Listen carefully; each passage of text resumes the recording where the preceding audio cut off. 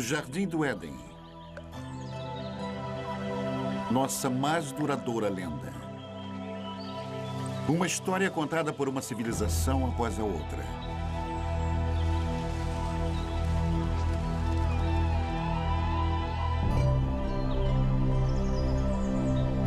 Uma história de sedução. A ira de Deus. Um paraíso perdido.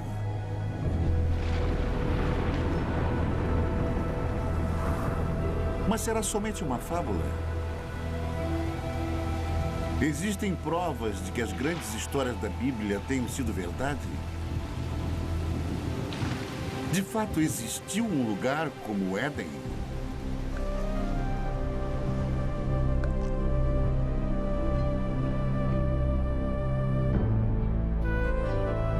Hoje, a procura pelo Jardim do Éden nos leva a uma terra seca e abandonada, a um lugar chamado Mesopotâmia.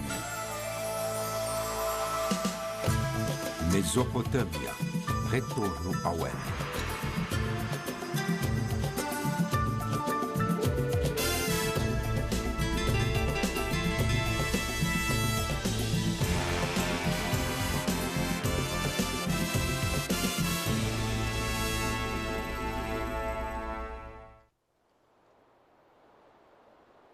Esta é a terra onde as primeiras sementes de civilização humana foram plantadas. E foi aqui que 3 das maiores civilizações do mundo antigo surgiram: Babilônia, Assíria e Suméria. Em meio às suas ruínas, as respostas há muito procuradas para os mais profundos mistérios da Bíblia, enquanto arqueólogos percorrem esta terra em busca da origem histórica da fé. Nossa busca pelo Éden é uma viagem de volta ao passado. Primeiro até a Babilônia, a última dessas civilizações. Depois, mais distante no passado, até os assírios, os primeiros mestres da arte da guerra.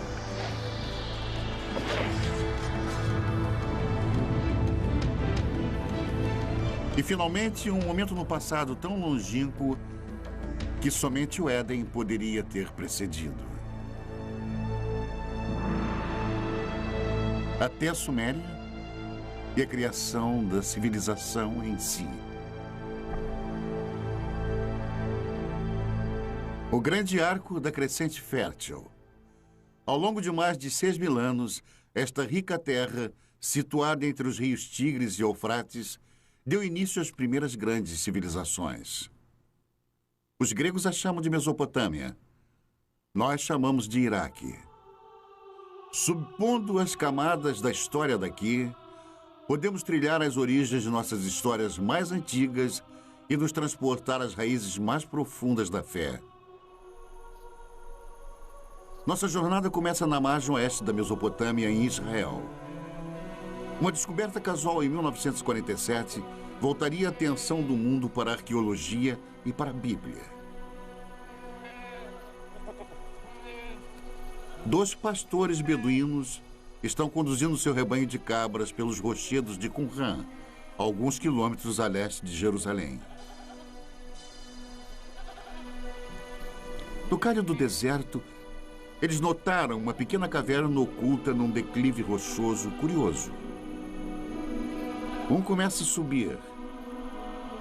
Não é raro encontrar artefatos antigos e valiosos nestes penhascos.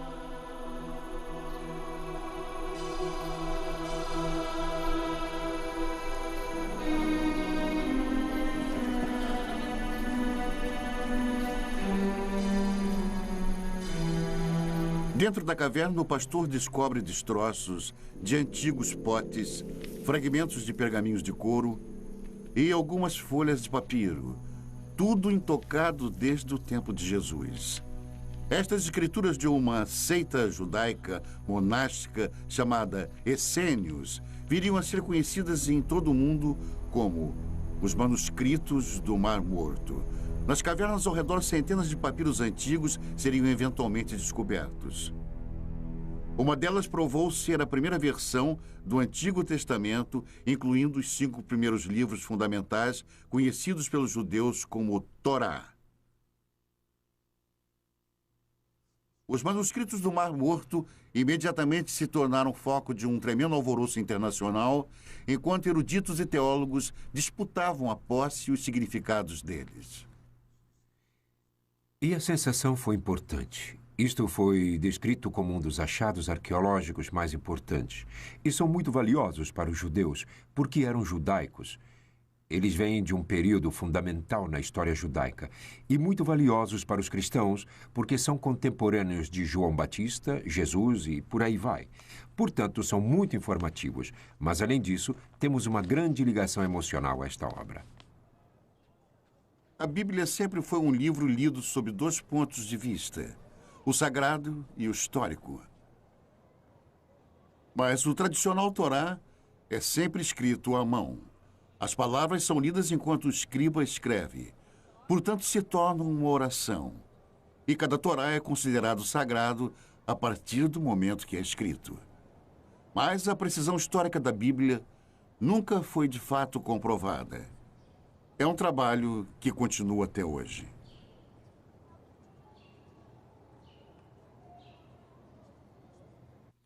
Alguns dos livros da Bíblia são excelentes livros de história. Aliás, os primeiros livros históricos que existem, e muito preciosos, pois temos comparado com outras fontes, e eles mostraram ser muito preciosos. Por isso são tão importantes.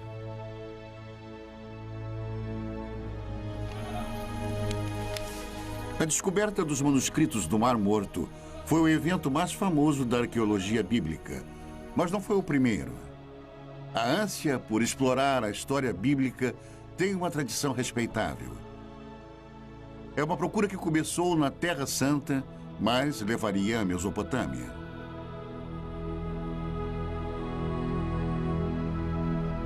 Ao longo da história, viajantes místicos e fiéis têm sido trazidos aos locais onde as grandes histórias da Bíblia ocorreram. Mas com a chegada do século XIX, um novo tipo de peregrino procurou fortificar sua crença na Bíblia através da recente ciência da arqueologia. Certamente não poderia haver confirmação maior de sua fé do que provar que a história bíblica foi real. O primeiro propósito dos arqueólogos bíblicos foi localizar lugares mencionados nas narrativas bíblicas e ver se alguma ilustração daqueles contos poderia ser encontrada. Para usar a cerâmica antiga, as antigas muralhas da cidade, as antigas armas como ilustrações de histórias bíblicas que todos eles haviam aprendido na infância.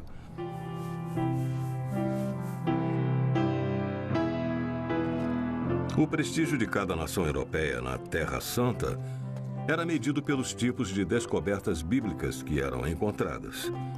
E uma das mais intensas batalhas diplomáticas e políticas que ocorreu na história da arqueologia bíblica foi a descoberta da famosa pedra moabita. Em 1868, na terra de Moab, beduínos da tribo Boni Ramada tropeçaram numa misteriosa tabuleta de pedra enterrada no deserto. Os nativos não eram alheios às antiguidades da área, nem ao seu valor para os europeus. O primeiro ocidental a saber sobre a curiosa pedra negra foi o reverendo Frederick Augustus Klein. Ele imediatamente partiu para a terra deserta, cheia de bandidos, acompanhado somente por alguns guias beduínos. Klein era um missionário, não um arqueólogo. Logo que olhou para o peculiar entalhe de basalto, ele sentiu uma súbita animação, suspeitando que a tabuleta negra pudesse confirmar suas crenças mais profundas. Ele examinou a pedra e fez um molde simples da inscrição. Era numa língua que Klein desconhecia. De volta a Jerusalém, ele procurou ajuda para decifrar a pedra. Quando a notícia do achado começou a se espalhar, as ruas e bazares fervilhavam com os rumores de uma nova descoberta. A inscrição na pedra provou ser o relato do rei Moabe sobre uma batalha também descrita na Bíblia. Pela primeira vez, ali estava uma confirmação escrita, gravada na pedra, de uma história da Bíblia. Duas fontes de um mesmo evento. Para os fiéis, aquela era a prova que estavam procurando. Uma evidência concreta da precisão histórica da Bíblia. Muitos quiseram comparar a pedra, mas os beduínos tinham motivos para desconfiar. No passado haviam sido trapaceados, até mesmo roubados, por caçadores europeus de tesouro. Supondo que algo tão estimado pelos europeus devesse conter ouro, eles jogaram a pedra no fogo na esperança de quebrá-la. Quando o fogo esquentava a pedra, eles derramavam água sobre ela e repetiram isso várias vezes, até que finalmente ela explodiu. Eles não encontraram ouro algum e a pedra estava destruída.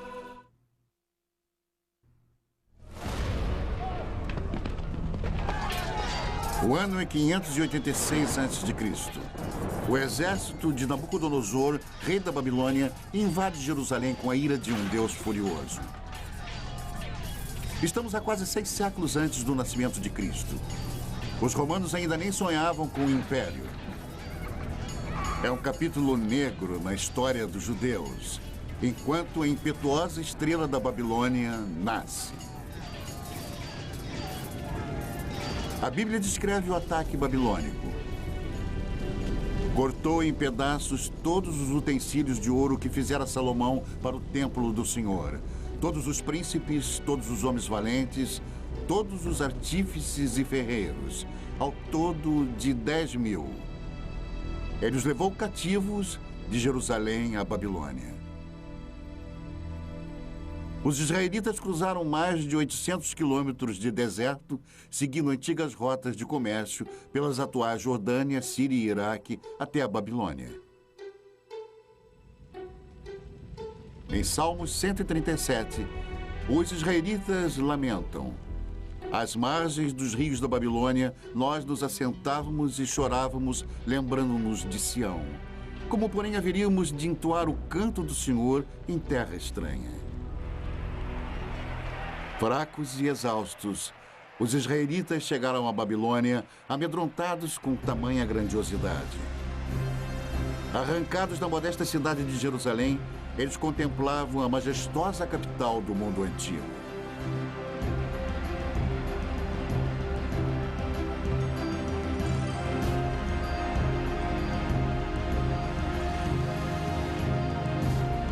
Mas, de alguma forma, os israelitas conseguiram mais do que entoar o canto do Senhor nesta terra antiga. Eles também registraram. Se você pegar qualquer parte de uma fala e então escrevê-la, você está formalizando isso. Você imediatamente estabelece um texto que as pessoas podem criticar ou podem dizer: esta é a verdade, tudo mais é errado. Que eu considero como sendo o maior efeito das escrituras da Bíblia ou do Antigo Testamento. Hoje, as muralhas reconstruídas ao redor da Babilônia estampam o nome de Saddam Hussein. Mas um dia os tijolos exaltavam outro nome: Rei Nabucodonosor. Esta foi uma terra de muitos deuses e ídolos pagãos. Um local improvável para o surgimento de um dos textos mais sagrados do mundo. Na verdade, a grande diversidade babilônica criou o clima perfeito. E eles invadiram este solo cosmopolita. Até os mais educados e os mais cultos estavam sendo bombardeados com contato direto com outras pessoas, e digo pessoas diferentes. Os israelitas se viram numa violenta mistura de raças e línguas em conflito com deuses e demônios. Que cidade é esta? O Apocalipse perguntaria. Vestida de púrpura e de escarlate, adornada de ouro, de pedras preciosas e de pérolas. A morada dos demônios, covil de toda espécie de espírito imundo. Babilônia, a grande mãe das meretrizes e das abominações da terra. Mas em meio a todas as abominações, talvez até mesmo por causa delas, foi onde a Bíblia se tornou um livro pela primeira vez. Ameaçados por uma nova cultura esmagadora, escribas hebreus se empenharam em preservar e solidificar a identidade judaica. Durante 3 gerações de escravidão, os escribas uniram a tradição oral de Israel, novas escrituras e textos sagrados em um único manuscrito. Nascia a Bíblia. Felizmente para eles, os babilônios eram bem liberais. Eles os permitiram manter sua própria cultura, sua própria religião, estudar seus próprios livros.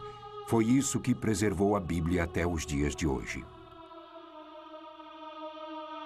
Mas como os livros da Bíblia surgiram nos longos anos de exílio, a cultura babilônica teria influenciado profundamente o trabalho dos escribas israelitas. Eles eram pessoas muito cultas, eu suponho. Muitas das que foram exiladas. E escribas conversavam com escribas. Tenho certeza que foi assim que muita informação foi transmitida. E a troca de ideias e conhecimento deve ter sido, eu diria, devastadora, deve ter sido extraordinária. A Bíblia eventualmente refletiria as histórias e tradições dos babilônios e até mesmo das primeiras civilizações mesopotâmicas. Os israelitas não podiam ignorar a cultura próspera e os grandes monumentos babilônicos.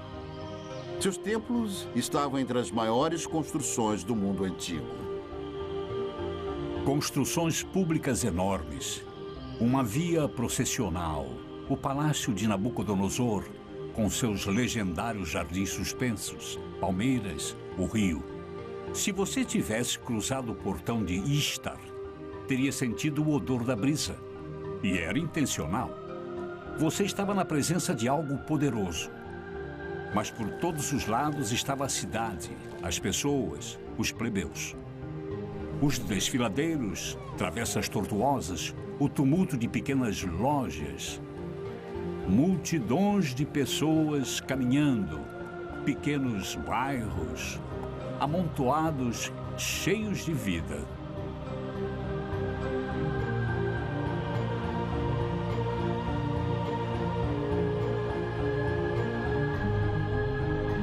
E foi aqui, a Bíblia nos conta, que um dos monumentos mais extraordinários da antiguidade subia até o céu. A Torre de Babel. Durante eras, aventureiros e peregrinos esperavam que, encontrando a famosa torre, pudessem provar a veracidade das histórias da Bíblia. Um dos que falharam teria escrito: nenhum homem ousa se aproximar da torre, pois está deserta e cheia de dragões e enormes serpentes e de bestas venenosas. Viajantes medievais afirmaram ter encontrado a torre.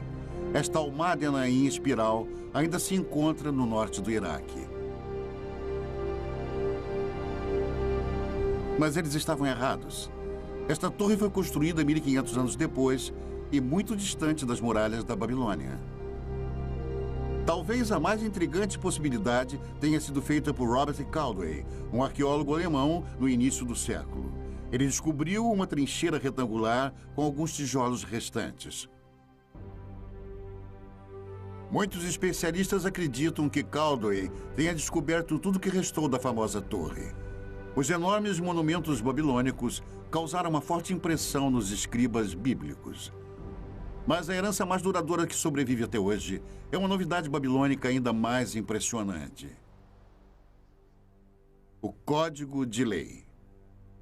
A Babilônia foi a primeira civilização na Terra a ter um código de lei escrito. A pedra, originalmente esculpida, é uma importante relíquia perdida por centenas de anos.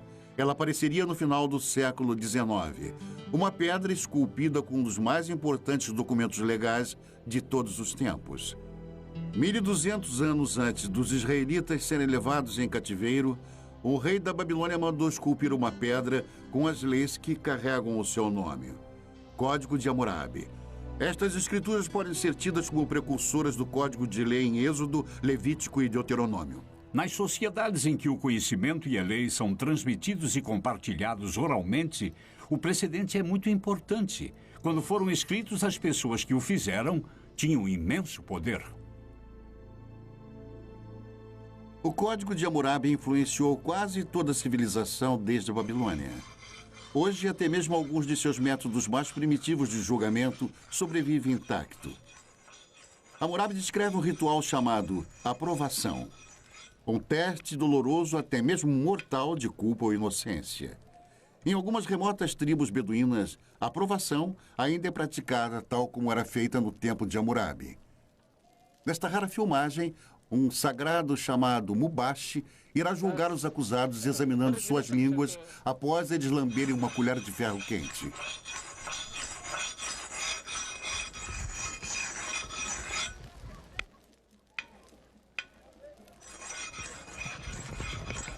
Estes homens foram acusados de roubo.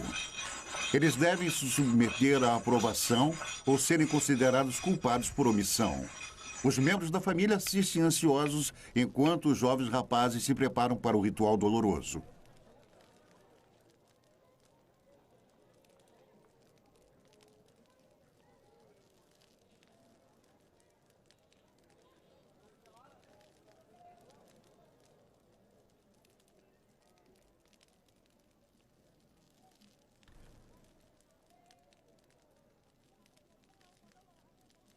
A água não alivia a dor.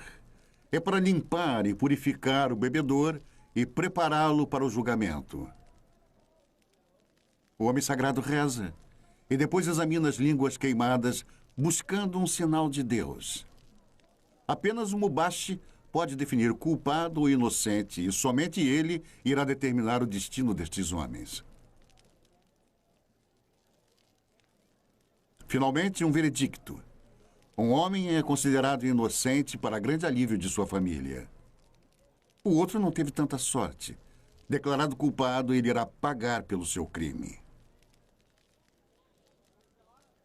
A aprovação é um intrigante reflexo atual de Hammurabi, mas suas leis chegam ainda mais diretamente ao presente através da Bíblia. Hammurabi estabeleceu leis. Ele não inovou nada. Ele apenas estabeleceu por escrito as leis às quais eram realizadas pelos antecedentes há centenas, se não milhares de anos. Olho por olho, dente por dente, e princípios como este, muitos dos quais ainda se encontram.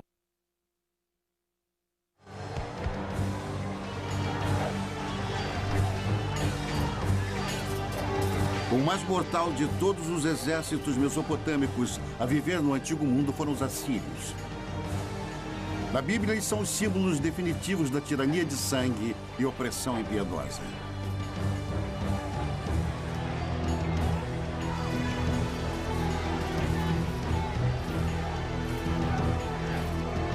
Cem anos antes de Nabucodonosor levar os israelitas em cativeiro para a Babilônia, a Bíblia nos conta que o rei assírio Senaqueribe atacou as terras dos israelitas.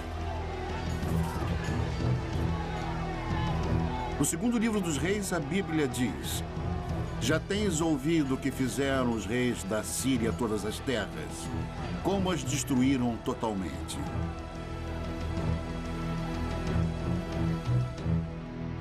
Os assírios eram dominados por reis déspotas.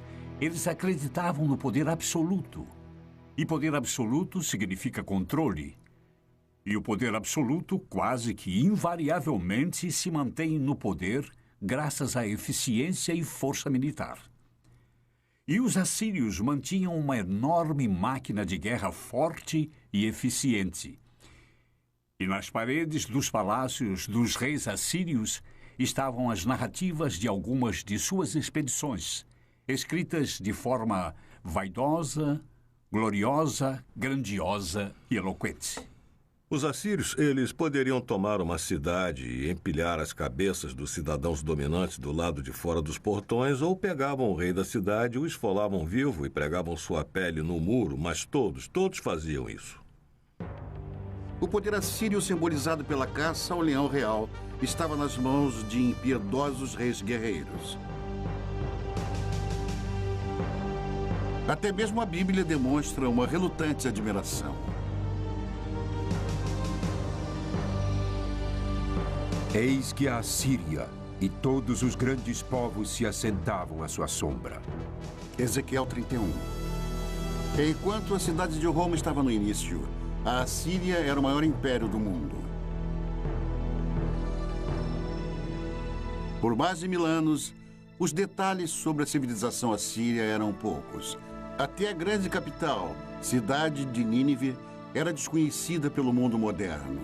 Então, em 1852, estas ruínas abandonadas foram exploradas pelo arqueólogo britânico Austin Henry Lerdy.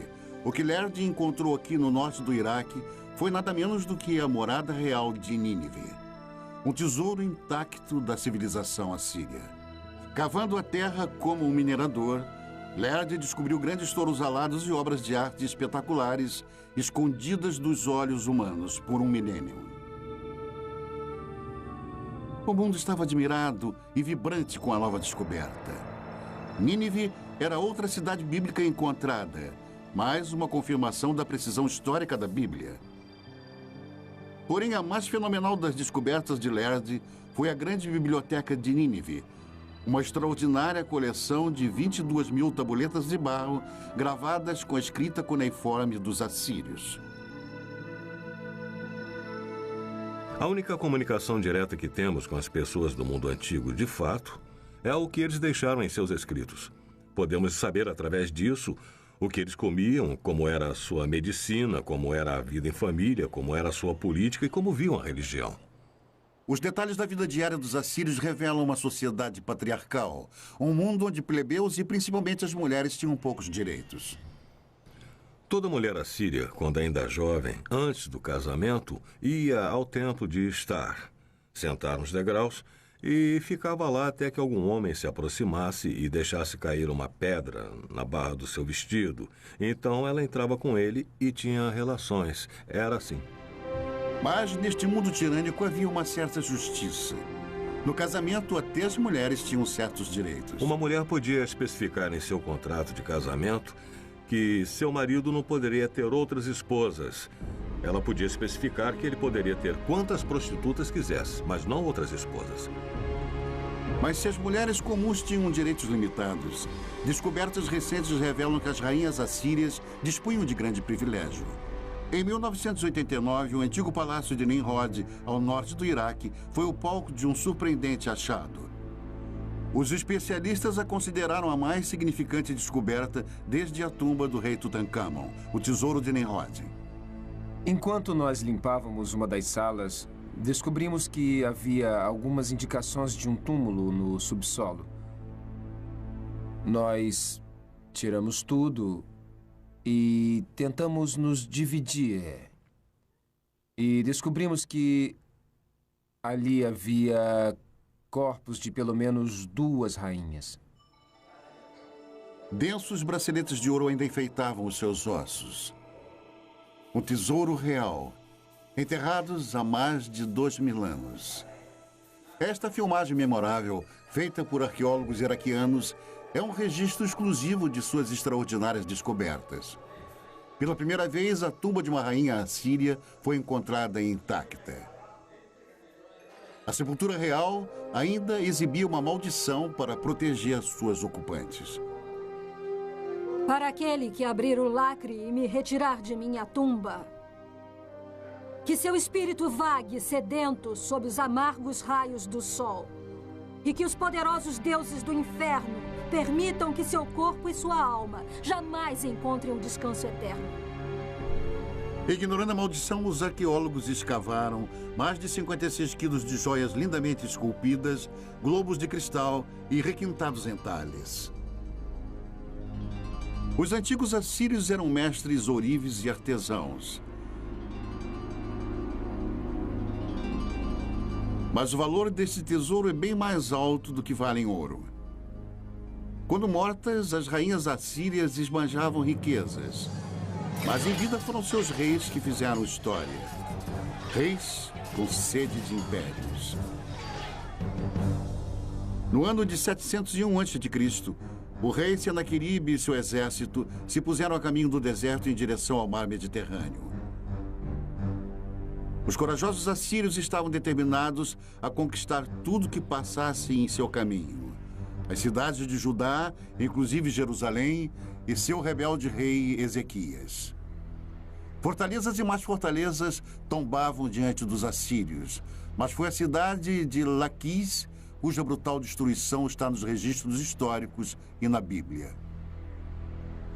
O cerco a Laquis é um ótimo exemplo de como o exército assírio invadiu a cidade, a cercou, a sitiou e a conquistou, e levou seus habitantes como escravos, os que não foram executados, homens, mulheres e crianças.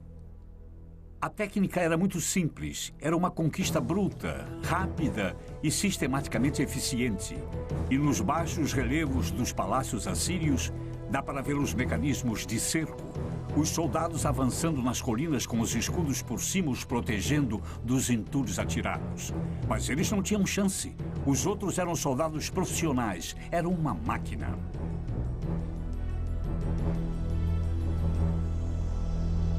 Da cidade capital de Jerusalém, o rei Ezequias sabia que um ataque assírio era inevitável.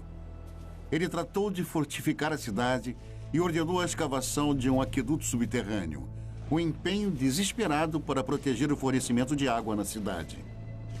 Diante de um cerco, o plano de Ezequias funcionou.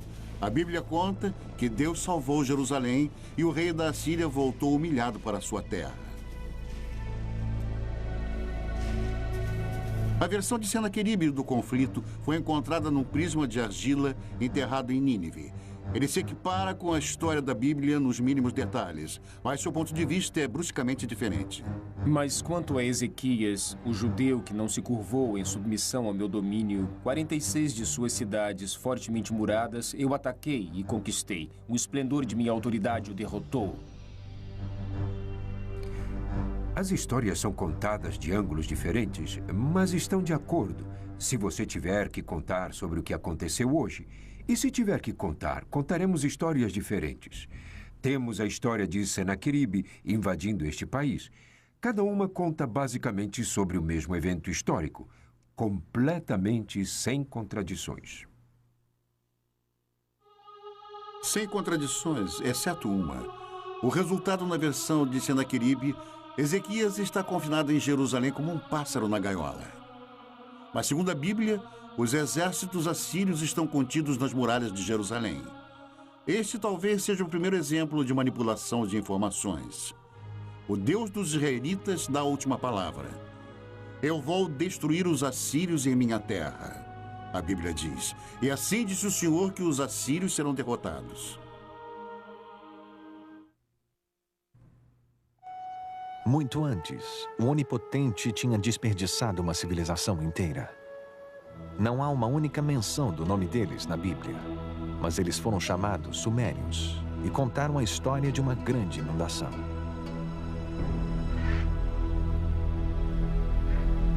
É uma das mais famosas histórias de toda a Bíblia, a saga da Arca de Noé. Um Deus raivoso, um barco de madeira, um dilúvio. É a história de Noé e sua família fugindo para a arca com cada espécie de animal e sobrevivendo ao castigo da inundação, enquanto o resto da humanidade é destruída. É uma história primitiva, mexendo com nossas esperanças e medos mais profundos. Uma história encontrada na Bíblia, mas também em outro texto antigo, um texto descoberto nas ruínas dos Sumérios. No começo deste século, um grupo de blocos mesopotâmicos foram traduzidos. Eles revelaram a primeira lenda conhecida de uma enchente cataclísmica. O primeiro épico escrito do mundo é a história do mítico rei Gilgamesh. A história dele sobre uma grande enchente precede a da Bíblia por pelo menos 2000 anos. Por 7 dias e 7 noites, uma enchente tinha invadido a terra e o barco gigante foi lançado pelas tempestades. O barco navega até uma montanha. Ele solta os pássaros, que é a história que tem uma semelhança com a enchente bíblica. É uma história maravilhosa. Mais de 5.000 anos atrás, a história do grande dilúvio foi contada primeiro aqui, nas cidades antigas da Suméria, Uruk, Eridu e Ur. Na Suméria, encontramos o início de quase tudo que nos fez civilizados. Eles inventaram a roda, o governo e a jardinagem. Suméria, a primeira civilização na Terra. Em uma terra sem pedra, eles projetam tijolos de barro, como aqueles ainda feitos e usados hoje.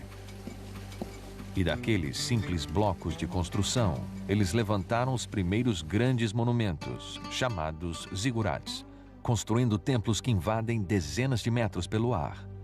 Os sumérios inventaram um minuto de 60 segundos e até mesmo o adolescente problemático. Onde você foi? Não fui em lugar nenhum. Se você não foi a lugar nenhum, por que fica perdendo tempo? Vá para a escola. Fique na frente do seu professor. Narre a sua lição de casa, escreva o seu trabalho. Você me entendeu? Sabemos sobre os sumérios, o que fizeram em suas vidas diárias, graças à mais impressionante invenção deles, a escrita. Nós conhecemos a mais antiga lenda deles e seus segredos mais íntimos, porque alguém escreveu. Foi algo que ninguém havia feito antes. É uma janela, mas uma janela que é composta de várias partes, algumas das quais podemos ver e algumas não. Nós necessitamos de muito mais do que temos. Então, o que temos é espetacular. Em alguns casos, nós também temos que ter em mente que há parte das vidas das pessoas que nunca vemos e que nunca veremos porque há pessoas cuja escrita não foi levada em conta.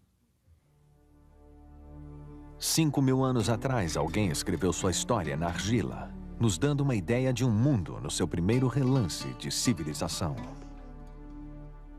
Como um povo, os sumérios eram de certa maneira muito autênticos. Eles se preocupavam sobre conhecer outras pessoas e beber cerveja e coisas assim. E há várias coleções de poemas que relatam as preparações de uma mulher para o seu amante e como ela se veste e espera pelo seu amante. O centro desta civilização era a cidade perdida de Ur, onde se imaginava ser o lugar de nascimento de Abraão, o primeiro dos patriarcas bíblicos.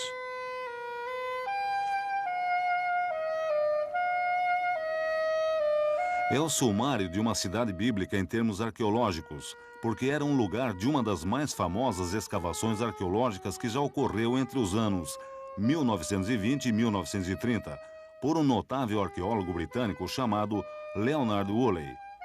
Um arqueólogo britânico descreveu a arqueologia como sendo a ciência dos detritos ou restos, o que é verdade. Mas me dê um arqueólogo que possa fazer pedras e ossos e tijolos e potes criarem vida. Leonard Woolley era assim. Ele pegaria pessoas num passeio por um pequeno quarteirão de Ur, onde as fundações da casa estivessem expostas, e conforme fossem andando, ele falaria da vida das pessoas que viveram nestas casas. Falaria sobre os fornos, as janelas, os tetos rebaixados, os móveis. E Ur, nas mãos de Woolley, ganhava vida. Woolley cavou este enorme buraco.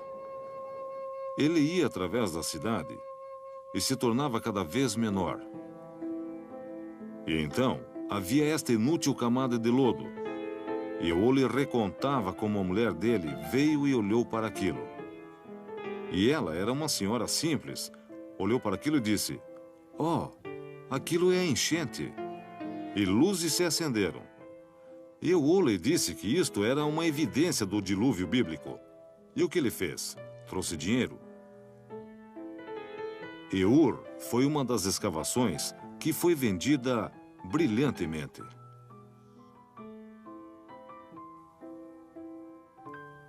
Especulações sobre o dilúvio bíblico causaram uma sensação.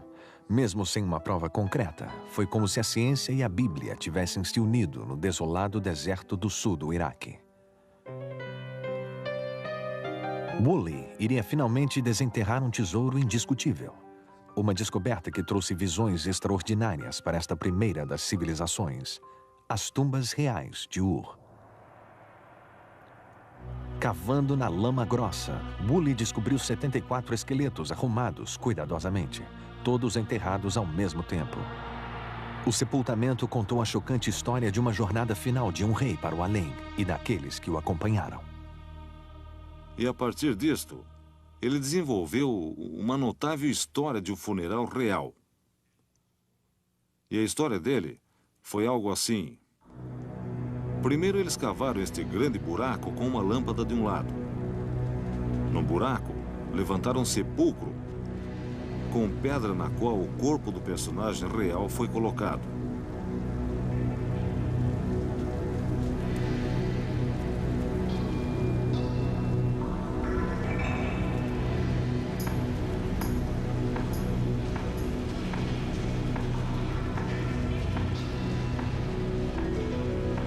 Então, a corte inteira entrou no buraco.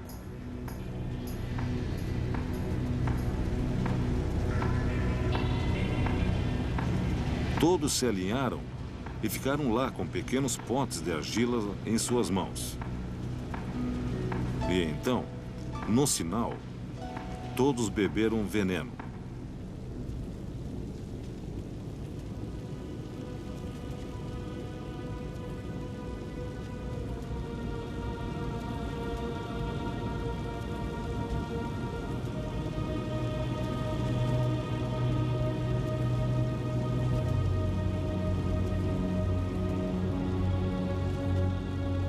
Deitaram e morreram. Então, o príncipe foi para o seu túmulo acompanhado por todos os seus seguidores.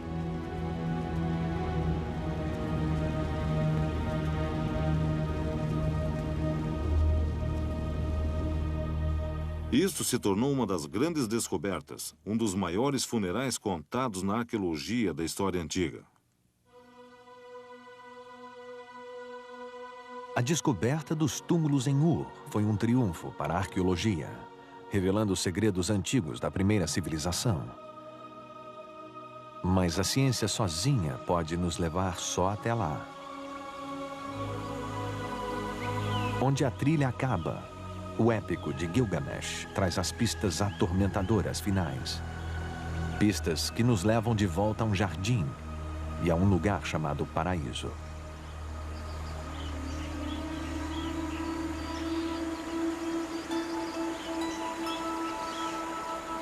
Ah, o Jardim de Éden. No começo, Deus criou o mundo. É uma história familiar. Você tem esse tipo de mito da criação em quase toda a sociedade na Terra. E um desejo constrangedor do povo de um mundo melhor. Jardins de Éden. Paraísos são os desejos de um povo de uma vida menos complicada ou mais fácil, ou uma recompensa por ter trabalhado tão duro.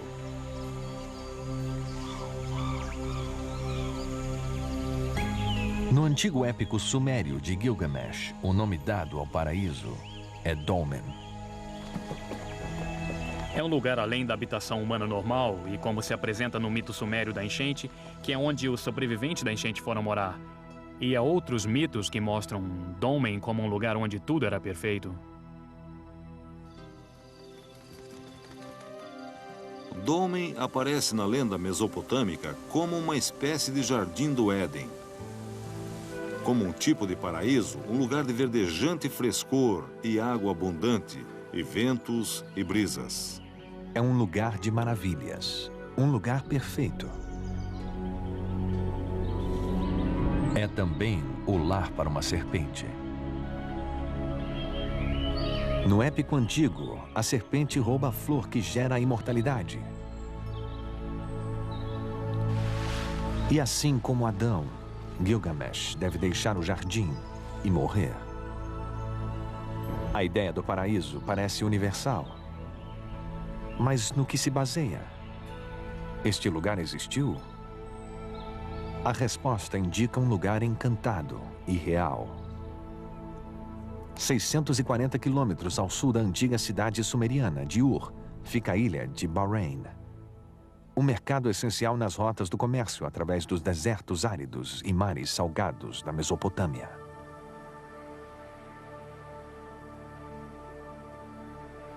Hoje, Bahrein não é mais um paraíso, mas foi uma vez viçoso. Uma vez esta ilha teve água abundante e também abundante vida. Uma vez, há muito tempo, isto era Dolmen. Mas era o paraíso? Comparando com o deserto nos arredores, certamente parecia ser. Havia tanta água aqui que o que é agora é uma ilha deserta. Floresceu. Era um jardim produzindo frutas suculentas. E havia pessoas aqui que aparentemente levavam uma vida abençoada. Mais de 85 mil túmulos encontram-se nesta paisagem, provavelmente mais do que em qualquer outro lugar do mundo antigo. Os ossos antigos nos contam que esses povos eram mais altos e mais saudáveis, e eles viviam mais que as outras pessoas da região. E nos túmulos está a mais surpreendente chave: os restos de cobras, ritualmente embalsamadas em algum lugar no passado há mais de 4.000 anos. Aqui em Bahrein, nós encontramos a serpente do mesmo jeito que a encontramos no épico de Gilgamesh e do mesmo jeito que a encontramos na Bíblia. Nossa jornada de volta ao tempo cruzou as terras onde os babilonianos, os assírios e os sumérios antigos uma vez estiveram. É possível se arriscar ainda mais para a terra que oculta as pegadas de Adão?